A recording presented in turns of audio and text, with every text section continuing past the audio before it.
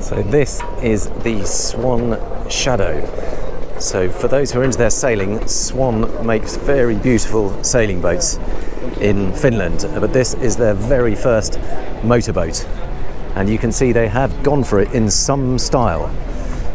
So they've gone for an outboard powered walk around boat, and look at the beam on that, really wide beam.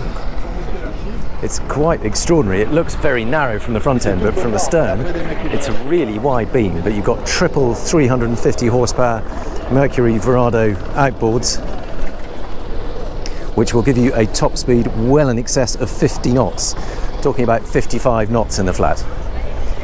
Now you can see that they're completely surrounded by this hydraulic platform that will lower down into the sea or rise up, and it does mean you can then lift the engines up, but it also provides a really nice access to the sea. And this being a day boat is all about being as close to the water as possible. There is a gate that slides in there. You can see that one's got it fitted over there, so it does give you a bit of protection, but it also gives that fantastic connection with the water. And they've tried to make the most of that with this settee at the back, which faces aft over the engines, so you can watch the wake streaming out behind you, but it's a full walk around decks. And this is another really distinctive feature. This is a really wide top of these bulwarks, which means that you can sit here, so it's like an extra seating capacity. It's a really natural place just to sit down, certainly when you're at anchor, and it means you can move around the boat, sit down wherever you want, chat to people on board.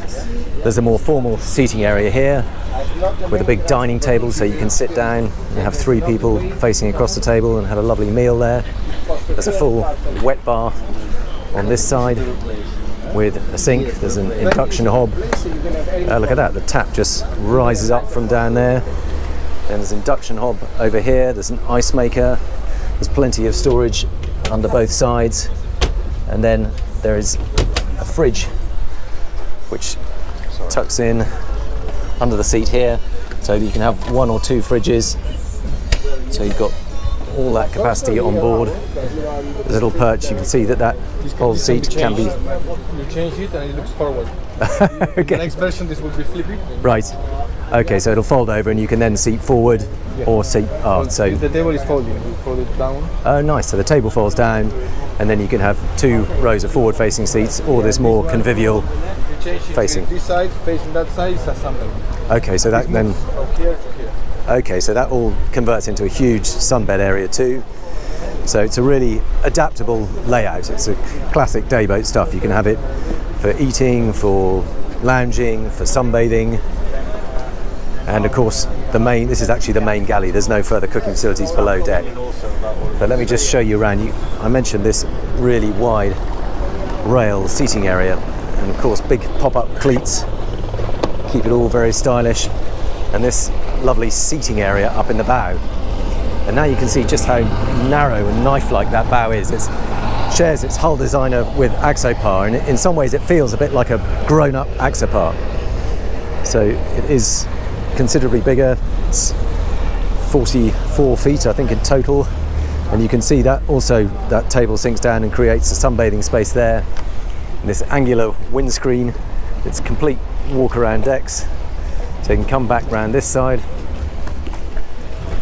and take a look at the helm station. It's a very clean, minimalistic helm design. You've got these 2 touch screens and all the controls. So this, for example, you've got the controls for the roof. We just open it up maybe, so that winds it all back. No, that's closed. Sorry, we're open.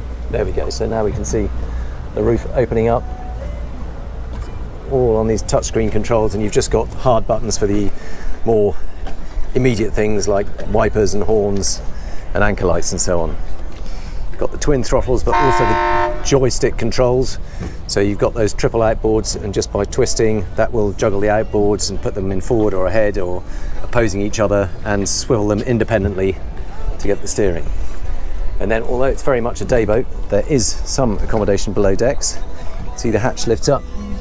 You can drop down into the cabin. Now it's pretty cozy down here.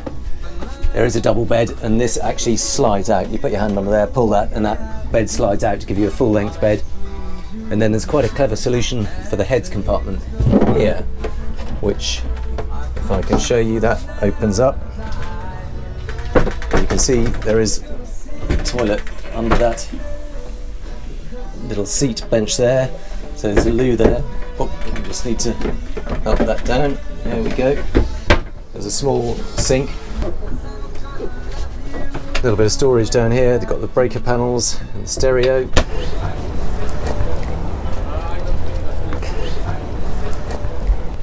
But there we are, back on deck. And all the way back round to the other side. So that is really it. It's just a big open day boat. Prices start at about 380,000 euros ex-tax, but realistically, once you've spec'd it up a bit, you can have generators on board, you can have a seakeeper stabilizer system, and if you really go for it, you might be spending more like 600 or even 700,000 euros, which is quite a lot for a simple day boat. But that said, it is a very stylish one, and with 55 knot performance, it's going to be a quick one too. So it's not going to be a mass production boat, but they're hoping to build around 20 a year. And you can see that for people who have maybe been brought up on Axopar 37s, it might make the next step up for a slightly larger, slightly more mature, slightly more exclusive boat. So always good to see somebody doing something a bit different, and very interesting to see a sailing boat manufacturer of this repute building their first motorboat. So I hope you enjoyed the rapid tour. Please give it a thumbs up if you do, subscribe if you haven't already, and we'll see you on the next one. Thank you.